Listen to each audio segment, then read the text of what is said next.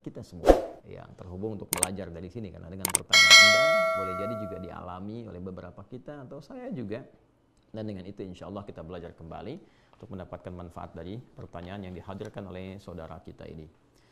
Baiklah, futur.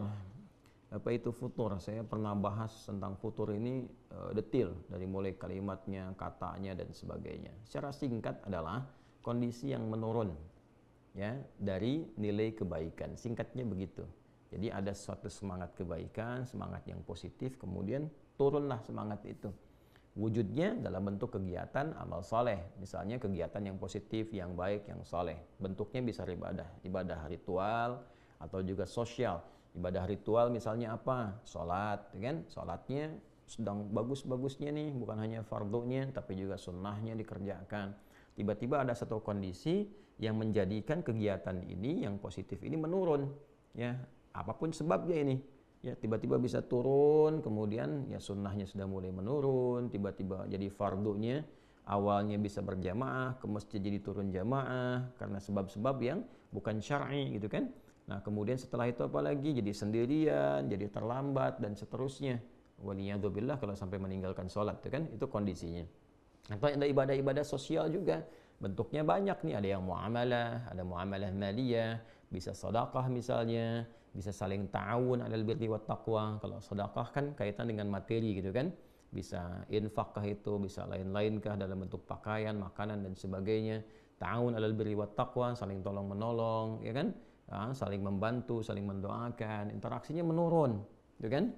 Dan turunan-turunan yang lainnya yang bisa kita contohkan dalam berkehidupan, termasuk akhlak yang tadinya tuturnya baik, tiba-tiba kosakata kebaikannya jadi menurun, ya. Yang tadinya senang lihat kajian jadi menurun. Nah ini pertama sebelum bicara dulu kita bagaimana meluruskan itu semua, kita harus turunkan dulu ini penyebabnya apa, futur itu penyebabnya apa, ya kan? Futur itu rata-rata tuh dua penyebabnya, secara umum dua.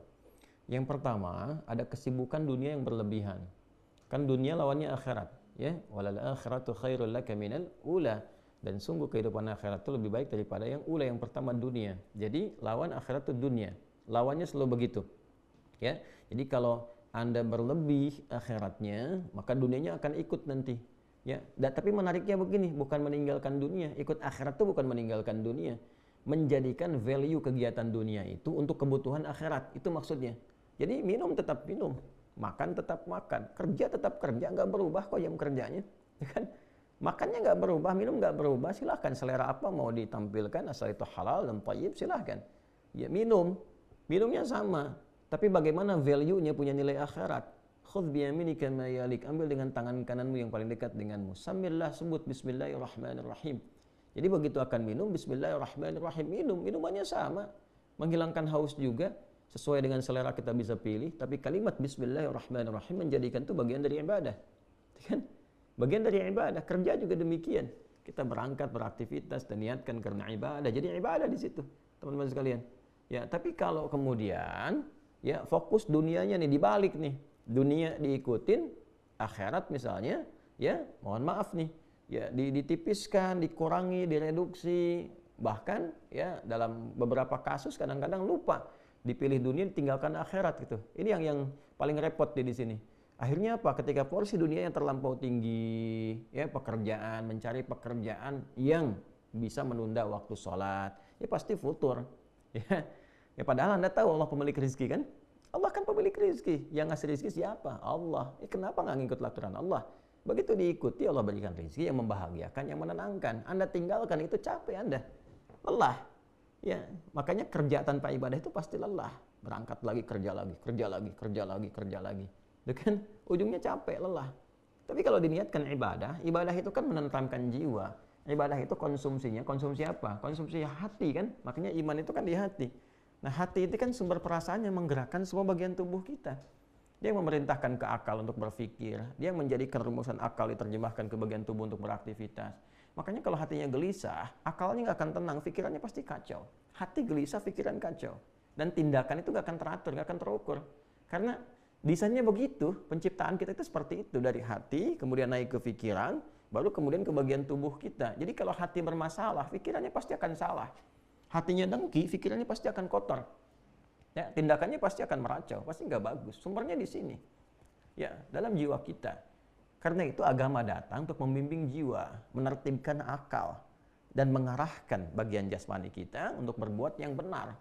Itu keindahannya, maka gampang cari agama yang benar tuh, lihat aja apakah ajarannya menuntun 3 bagian ini secara optimal atau tidak. Ya, lalu semuanya jadi penghambaan kepada Allah. Nah, itu poinnya teman-teman sekalian. Jadi kadang-kadang mohon izin ya, sebagian dari saudara-saudari kita dalam berkehidupan yang tinggi tingkat penggunaan akalnya, tapi tidak mampu menggunakan akal itu untuk memahami agamanya. Ini yang jadi tanda-tanda besar nih. Untuk dunia cepat sekali rumuskan ini, rumuskan itu, tapi pada akhirnya apa? Gelisah, capek. Terus pekerjaan di akhirnya cuma nanam-nanam tanaman yang sederhana, nanam kangkung, cabai untuk menghilangkan stres saja. Terus ada yang menghilangkan ya bahkan nyawanya, na'udzubillah min dzalik gitu kan. Setelah itu, kenapa? Karena ada yang nggak terpenuhi. Nah, jadi kalau Anda bekerja sampai lelah, capek, sampai tiba-tiba kemudian juga ada kondisi ini mulai tertinggal, itu tertinggal, mungkin dunianya berlebihan. Ya, sedangkan yang repot begini, yang repot itu kan kita sadar betul akan meninggalkan dunia. Nah, ini poinnya. Ya, kan orang cerdas itu kan orang yang bersiap pada tempat yang akan dia tuju. Anda sekarang, misal saya dari Bekasi nih sekarang, insya Allah saya akan berangkat ke Bengkulu. Berarti saya kan menyiapkan berbagai hal kan, supaya bisa berangkat. Ya kan? Menyiapkan untuk akomodasinya, menyiapkan untuk tempatnya, menyiapkan untuk perlengkapan berangkatnya, nanti pakaiannya pakai apa, di jalan bagaimana, kan? Persiapannya untuk kemana? Bukan untuk tinggal, untuk berangkat. Untuk berangkat. Sehingga di tempat yang akan kita tuju nyaman, baik, tenang, dan sebagainya. Nah sama, kita ini kan mau pindah, mau meninggalkan dunia. Makanya nanti diumumkan telah meninggalkan dunia ke tempat baru. Ya, maka orang cerdas, dia akan menyiapkan bekalnya. Bagaimana dia berkehidupan di dunia, saat bersamaan dia kumpulkan bekal untuk kehidupan selanjutnya. Untuk tujuan akhir, yang dia mau berangkat ke sana. Nah, kita kan sekarang sedang mencari bekal untuk berangkat ke situ. Itu perjalanan terakhir kita tuh. Ya, ini kan kita pergi-pergi nih, dunia, pergi. Untuk apa? Untuk menyiapkan bekal, cari petanya nih. Ya, ini yang harus saya siapkan, di sini saya siapkan. Untuk apa nih dikumpulkan ini? Supaya kita bisa kembali pulang, berangkat ke tempat terakhir nih. Ya, pelabuhan kita yang paling akhir. Kan seperti itu konsep hidupnya. Ya. Nah, kan tiap tahun diajarkan mudik tuh ya, mudik ke tempat asal. Tempat asal tuh ma'ad namanya. Ya, ma'ad. Ya innallaha laradduka ila innalladzi farada 'alaikal qur'ana laradduka ila ma'ad. Ya, kan demikian Allah menyampaikan dalam Al-Qur'an. Sungguh yang telah Muhammad sallallahu alaihi wasallam yang telah memberikan kepada engkau petunjuk dari Al-Qur'an, memfardukan engkau mewajibkan mengikutinya, menerangkan kepada umatmu, menjelaskan, mencontohkan, akan mengembalikan engkau pada tempat kembali. Ya, makanya Ibnu Qayyim Al-Jauziyah mengarang kitab Zadul Ma'ad, bekal untuk pulang. Dan itu pasti. Ya, waktu kembalinya itu pasti disebut dengan mi'ad. Innallaha la yukhliful mi'ad. Allah nggak mungkin nyalahi janji. Satu saat kita akan pulang. Ya kan? Nah, jadi kita diajarkan tuh tiap tahun. Ya, karakternya sifatnya disebut dengan id. Ada ya'udu idan. Id. Kita kan ada Idul Fitr. Kembali kepada fitrah kita, makan kita, kembali kepada kenal diri kita, tujuan hidup kemana. Ada mudik kan? Tiap tahun itu ke tempat asal. Nah, apakah orang mudik itu pasti mudik kalau dia nggak punya bekal? Belum tentu. Dan spirit mudik itu mencari bekal dulu kan supaya bisa kembali. Ketemu keluarga itu kan miniatur dunianya yang menggambarkan bagaimana konsep kehidupan kita sampai pulang ke akhirat. Nah, jadi yang pertama mesti ada keseimbangan. Bukan meninggalkan dunia. Ingat ya, ibadah itu bukan meninggalkan dunia. Justru tugas kita itu diberi tugas memakmurkan kehidupan di bumi ini, di dunia ini. Dunia itu kan sifatnya. Jadi mesti makmur. Ya, kalau Anda nggak punya harta, bagaimana bisa haji, bagaimana umrah, bagaimana ibadah dengan harta, mewujudkan zakat. Ya kan mesti berlatih kita, makan yang cukup, untuk sholatnya dapat energi, berdiri kuat, kokoh. Untuk makan bagaimana? Mesti bekerja, beraktivitas. Yang halal, yang baik, di situ agama memberikan petunjuk. Tapi bukan berarti pekerjaan ini menghilangkan entitas kita sebagai muslim untuk mengabdi kepada Allah, untuk beribadah, untuk cari bekal. Ya, karena itu, pertama, tempatkan logika dengan cara yang benar dulu. Kan? Pemilik rezeki siapa? Allah. Yang ngatur kehidupan siapa? Allah. Yang memudahkan siapa? Allah. Nah sekarang, Allah yang Anda katakan, yang Anda yakini itu, membuat desain kehidupan kepada Anda. Memberikan aturan, nih, cari kerja yang begini, rezeki yang begini. Toh tidak akan mengurangi rezekimu, karena aku, kata Allah, sudah atur rezekimu dari mulai berkehidupan sampai akhir hidup. Jadi sebetulnya kalau kita cerdas, gunakan logika ini, nggak perlu kita terlalu menyusahkan diri sendiri sampai lelah, sampai nurunin ibadah untuk mencari sesuatu. Padahal kita mengerti, kan ada babnya tuh. Ya, di rukun iman itu ada qada dan qadar kan? Kita kan sudah meyakini, Walladzi qaddara fahada. Allah yang telah menetapkan bagi kita. Apa yang ditetapkan itu di antara rezeki. Wa fis samaa'i rizqukum wa ma tu'adun. Quran surah 51 ayat 22 kan? Ya, dan di langit telah ditetapkan rezekimu dan dijanjikan akan diberikan. Nah, nanti kalau sudah punya keyakinan yang kuat, gak akan tertukar rezeki ini, pasti diberikan sesuai dengan kemaslahatan kita. Bikin rencana. Saya pengen haji, pengen bisa zakat, pengen begini, pengen sedekah. Lalu berikhtiar. Tempatnya di mana? Dari mulai belajar dulu. Karena kan amal bersanding dengan ilmu. Makanya ain, lam, mim, lam. Hurufnya sama jumlahnya, 3 huruf.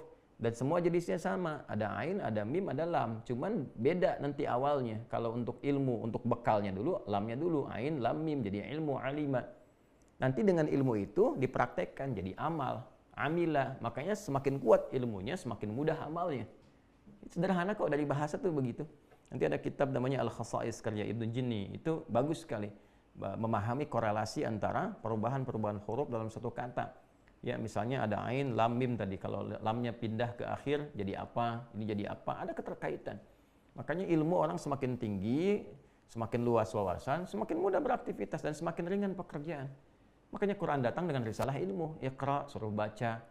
Ya afala yanzuruna ilal ibili kaifa khuliqat, diminta riset. Inna fi khalqis samawati wal ardi wa ikhtilafil laili wan nahari la ayatil liulil albab, diminta berpikir, menganalisis supaya pintar. Jadi muslim itu pintar, jadi muslim itu cerdas. Ya, muslim itu kuat argumen. Makanya interaksi dengan Qurannya dipertajam, belajarnya dirubah cara berpikirnya supaya berkemajuan, mencerahkan gitu. Itu poinnya. Ya, jadi penyebab futur yang pertama adalah larut dalam dunia yang tidak berimbang konsepsinya dengan apa yang Allah ajarkan kepada kita. Terlalu banyak nih porsi dunianya, tapi nggak diimbangi dengan petunjuk-petunjuk beribadah, ya, dengan konsep akhiratnya. Sehingga rasanya apa? Rasanya pasti akan dirasakan. Ada penurunan, ketidakseimbangan, dan sebagainya. Pasti dirasakan. Kalau nggak percaya, silahkan cek aktivitasnya, riset aja. Terlalu banyak begini pasti capek. Ya, karena jiwanya nggak mendapatkan asupan yang sesuai.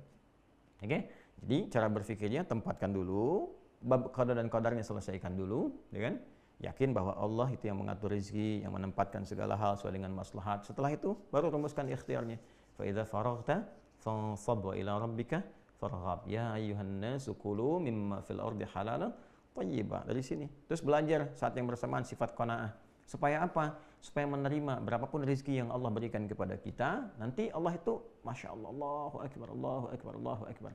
Itu mengatur kita dulu supaya kita pandai dan bisa expert ya dalam memanage harta yang Allah berikan. Jadi kadang-kadang dikasihnya pasti pas dulu nih sesuai kebutuhan deh, supaya kita mampu memanage nih. Kalau kita sudah biasa mengatur yang kita lihat sedikit itu kepada yang banyak, nggak menghambur-hambur nantinya, nggak mubazir. Ya, jadi kalau dari sedikit tuh kita dapatkan, sedikit itu kan kalau bahasa Qurannya cukup. Ya, aghna wa aqna, membuat engkau kaya atau cukup. Nggak ada yang kurang. Yang kurang itu yang merasa selalu kurang. Yang merasa selalu kurang. Kalau kita mempersepsikannya sebagai cukup, psikologi Quran itu selalu cukup katanya. Nggak pernah kurang. Jadi kalau dapat berapapun dibawa ke rumah, ayah bawa ke rumah, kompak dulu dengan istri. Berapapun yang Allah berikan kepada kita, insya Allah ini cukup. Itu dulu poinnya.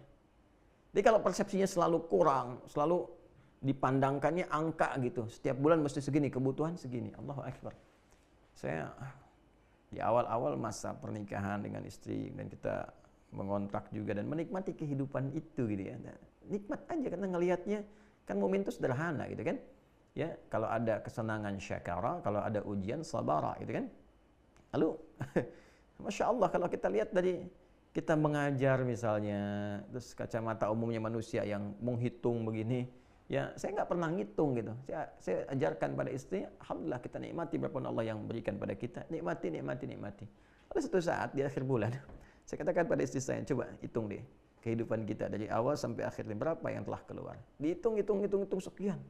Masya Allah, berapa yang Allah berikan kepada kita? Ya setiap buaya dapat tuh berapa. Ya kalau secara nalar nggak akan cukup. Ya coba Anda bayangkan, ngajar satu kampus dapat 500.000 misalnya. Sementara ketika dicek di akhir bulan, loh kok 5 juta, loh kok lebih, loh kok sekian, ya, dari mana gitu Allah berikan tuh. Ternyata kita tuh kadang-kadang kurang menyadari bahwa ada rezeki min haitsu la yahtasib yang kita nggak sadar. Ya kita mau makan, tiba-tiba tetangga kirim makanan, ya kan? Masya Allah, kita tiba-tiba mau minum, kita mau makan bareng-bareng, ketemu teman dibayarin, kan Allah yang nitipin juga gitu. Tak sadar ternyata yang Allah kasih dalam sebulan itu nggak pernah kepake. Jalan-jalan. Nah, ini qanaah namanya. Nah, makanya tanamkan dulu babnya secara lengkap. Ya, tanamkan dengan lengkap dulu keseluruhannya. Oh, ini seperti ini. Ini babnya qada dan qadar. Ini babnya qanaahnya. Ini bab mendesainnya. Jadi, terkadang Allah Subhanahu wa taala memberikan kepada kita yang cukup dulu supaya kita bisa mengatur dengan baik. Nanti kalau sudah bisa mengatur harta dengan baik, Allah amanahkan lebih banyak karena Anda sudah bisa ngatur. Supaya nggak jadi beban di akhirat nanti. Begitu cara berpikirnya. Ya, supaya nggak jadi beban, kan dihisab juga. Untuk apa dikumpul-kumpul? Digunakan juga enggak. Cuman buat dilihat, kasihan hidup seperti itu. Dan capek kerjanya tiap malam, pagi, mikirin dunia capek. Wah, nyeting ini, nyeting itu, berangkat sini, berangkat. Capek. Terus kalau udah dapat, dimakannya berapa sih? Ada dapat sebulan 1 miliar, yang dimakan berapa? Hah? Terus dikumpul-kumpul juga cuma buat dilihat-lihat, cek, lihat. Buat apa? Ya, Anda tampil ada yang lebih kaya juga dari Anda kok. Terus termotivasi ngumpulin lagi, itu nafsu namanya. Ya, tapi kalau Anda mulai dari ibadah, tata kelolanya jelas. Ya, oh ini yang segini, demikian, ini untuk ibadah, lebihnya begini. Pulang juga nggak repot.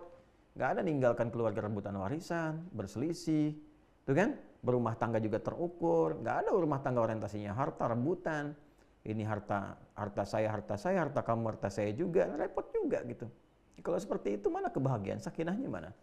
Ya, mawaddah rahmahnya seperti apa digambarkannya? Maka yang pertama adalah bangun keseimbangan dalam kehidupan dunia, jangan berlebihan juga. Itu poinnya. Yang kedua, penyebab futur itu maksiat. Ya, penyebab futur yang kedua adalah maksiat. Mulai bergeser dari jalur ketaatan. Ya, mulai mata dipakai pada yang tidak tepat. Alih-alih memandang yang baik, memandang yang kurang bagus. Lihat bacaannya apa, tontonannya apa. Kalau lihat di internet, di YouTube apa yang dilihat. Ya kan? Nah, itu pasti akan berpengaruh karena virus kan. Keburukan itu kan virus yang menyebar. Nanti kalau mata terbiasa melihat yang tidak baik, yang salah, yang soleh sudah nggak sensitif lagi. Ya, kan selalu begitu rumusnya. Kanan dan kiri. Kanan dominan, kiri pasti akan berkurang. Kiri dominan, kanan pasti akan berkurang. Gitu. Jadi kalau yang solehnya itu dominan, yang salahnya ditekan. Ya kan? Ya. Tapi kalau yang salahnya dominan, yang solehnya akan turun. Qad aflaha man zakkaha wa qad khaba man dassaha. Quran surah 91 Asy-Syams ayat 9 sampai 10. Demikian adanya. Jadi kalau mata biasa dipakai yang saleh, yang taat, yang maksiat akan anti. Melihat sesuatu yang maksiat itu sensitif. Udah gitu kan, jauhi, tinggalkan, astagfirullah. Tapi kalau dipakainya pada yang kurang bagus, nanti pada yang baik-baik susah. Ngelihat Quran tuh nggak ada getaran, nggak ada rasa pengen baca, pengen interaksi, dan sebagainya. Ya kan? Jadi kalau bukan dunia berlebihan, maka maksiat. Ya, sama, ke ibadah juga begitu nanti. Kalau salah makan lewat mulut, salah makan nih. Ya, nerima yang haram.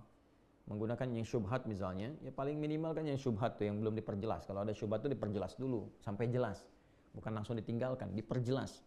Ya, baru kalau belum tahu ini jelas atau tidaknya, belum terang, ya, bayyin halal dengan haramnya. Innal halala bayyinun wa innal haram bayyinun wa bainahuma umurun mushtabihat. Yang halal itu jelas, yang haram itu jelas. Di antara keduanya ada yang syubhat.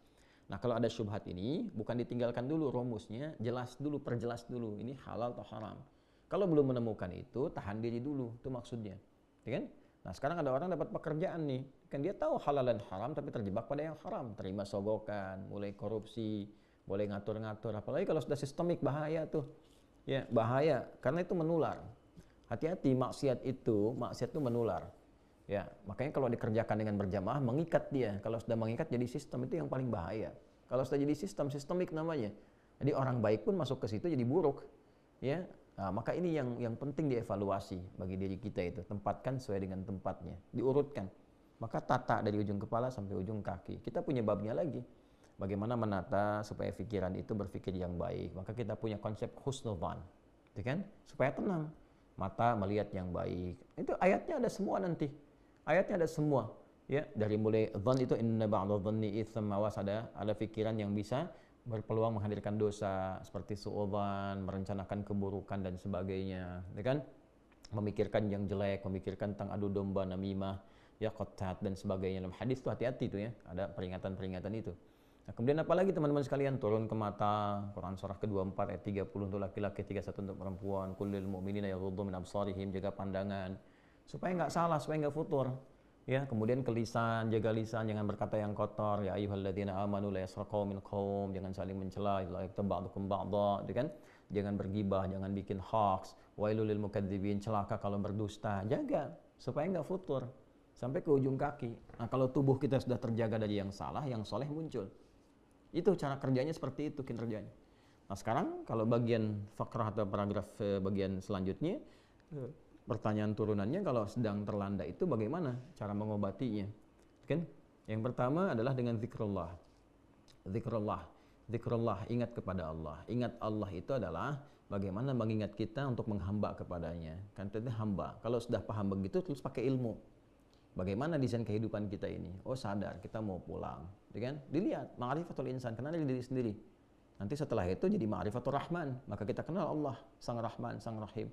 Ya, kita tahu jalan hidup kita. Duduk dulu, kenal nih kita mau kemana. Kan mau meninggal nih, mau pulang. Tanyakan apa meninggal akan dalam keadaan begini, sifat jelek begini, nggak punya kenangan baik, dihujat banyak orang, ke akhirat juga terancam. Apa mau seperti ini? Sementara Allah menampilkan sifat rahman, memberikan rahmat. Qul ya ibadiyalladzina asrafu ala anfusihim la taqnatu min rahmatillah. Muhammad SAW viralkan kepada semua umatmu, jangan memvonis diri berlebihan. Aku ini punya rasa kasih yang dalam, perhatian yang luas, jangan putus asa dari rahmatku. Kau mau berubah sekarang aku bimbing, kata Allah. Itu begitu. Ya, berubah. Innallaha yaghfirudz dzunuba jami'a. Allah ampuni semua dosanya kalau kau mau tobat. Maka dari situ nanti turun istighfar. Istighfar itu melembutkan hati. Makanya sering istighfar untuk mencegah futur. Istighfar, astagfirullah. Itu untuk mencegah futur. Salah satu kalimatnya itu. Ya, nanti latihannya yang paling bagus tuh, yang paling kuat ke jiwa itu menjelang fajar, waktu sahar.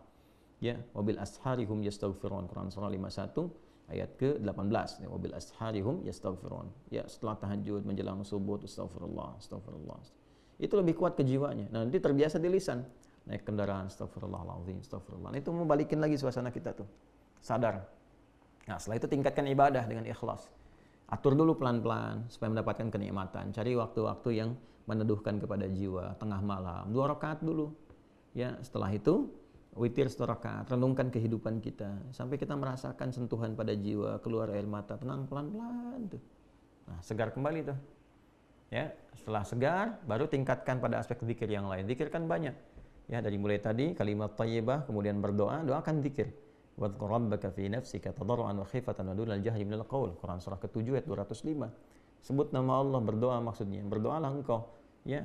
Berdoa, minta, curahkan suasana hatimu, curhat sama Allah dengan suara yang lirih, yang baik, yang menyentuh kepada jiwa. Itu disebut dengan zikir. Setelah itu Quran disebut dengan zikir. Inna nahnu nazzalna dzikra wa inna lahu lahafizun. Kami yang telah turunkan Al-Quran dengan keagunganku dan aku yang menjaganya, kata Allah. Disebut dengan zikir, mengingatkan kita, meneduhkan kita. Makanya kalau ada persoalan, kita buka mushaf, tenang kan? Yang paling unik tuh begitu dibuka suratnya sesuai dengan kebutuhan. Selalu begitu tuh. Ingat sama Allah. Ingat. Setelah itu salat kan ada. Salat disebut zikir. Wa aqimus salata lidzikri. Quran surah ke-20 ayat ke-14. Kalau sudah nyaman, sudah sadar dengan itu, cari teman yang baik. Ya. Sohbatul ashab itu menemani teman-teman yang sahabat-sahabat yang baik, menyedulu ke akhir, mengantarkan engkau kepada kebaikan. Ya, cari teman-teman yang baik, komunitas yang baik. Ya, misalnya di tetangga cari yang baik-baik, di kantor cari yang baik-baik. Itu menjaga kita untuk istiqamah dalam kebaikan. Jadi saat kita sedang menurun, ini nanti akan mengingatkan. Ya. Kemudian cari ustaz-ustaz yang positif, yang baik, ulama-ulama yang saleh, yang kata Nabi itu ya, khiyaru ibadillahi atau kama qala Rasulullah sallallahu alaihi wasallam, hamba-hamba Allah yang terbaik itu idza ru'u dzukirallah.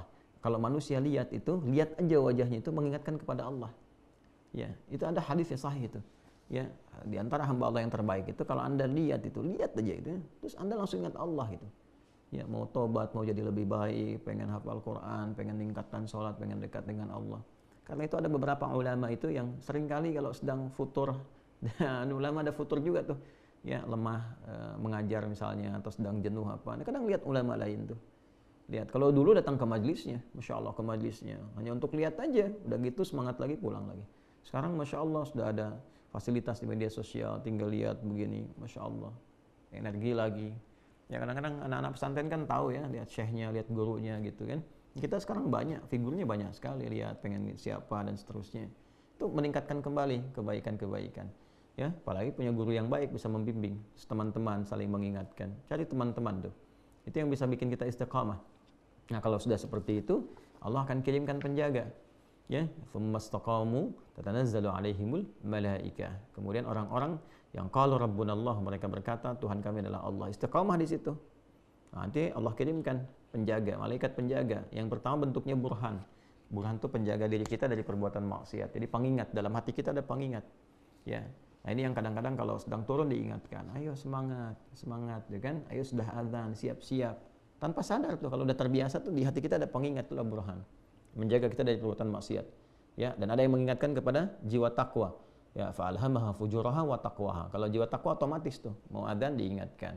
Nanti kalau burhan tuh ada maksiat langsung di dalam diri kita tuh ada pencegah. Jangan lakukan ini, ditimbang lagi. Kadang-kadang kencang tuh, gitu kan? Itu burhan namanya. Laula arwa'a burhana rabbi, ya kan? Walaqad hammat bi wa hamma biha laula arwa'a burhana rabbi, ya. Itu burhan di surat Yusuf kan demikian. Nah, nanti kalau itu kita sudah siapkan, terus konsisten, semua disiplin ilmunya kita dudukkan dengan baik, insya Allah semangat itu akan terus ada. Ya, semangat terus ada. Dan sirah itu dipelajari, sirah. Anda profesinya apa? Jangan membahas yang tinggi-tinggi dulu. Profesi Anda dulu apa? Supaya hidupnya terukur. Ya, terukur, lebih jelas, lebih baik gitu. Dan optimis. Optimis. Nah, hal-hal semacam itu yang penting tanamkan pada diri kita. Jadi kalau kita punya qanaah, terukur, menempatkan sesuatu sesuai dengan tempatnya, maka hidup akan menjadi lebih mudah. Ya, sederhana, mudah, menyikapi setiap kadar Allah itu dengan lapang, dengan nyaman, dan lebih membahagiakan. Walaupun untuk memulainya butuh perjuangan. Dan perjuangan itu biasa. Ya, hidup itu kan seperti itu. La tarakabunna tabaqan an tabaq. Setiap tahap kita akan lalui. Lelah, ya, insya Allah lelah. Lelah ya, kita hidup buat lelah kok. Ya, nanti istirahatnya saat meninggal. Meninggal kita istirahat. Ya, lelah aja dulu. Tapi kalau lelah diisi sama ikhlas, ikhlas niatnya benar, insya Allah tubuhnya nggak terlampau letih gitu. Ya, tapi kita menikmati apa yang kita kerjakan.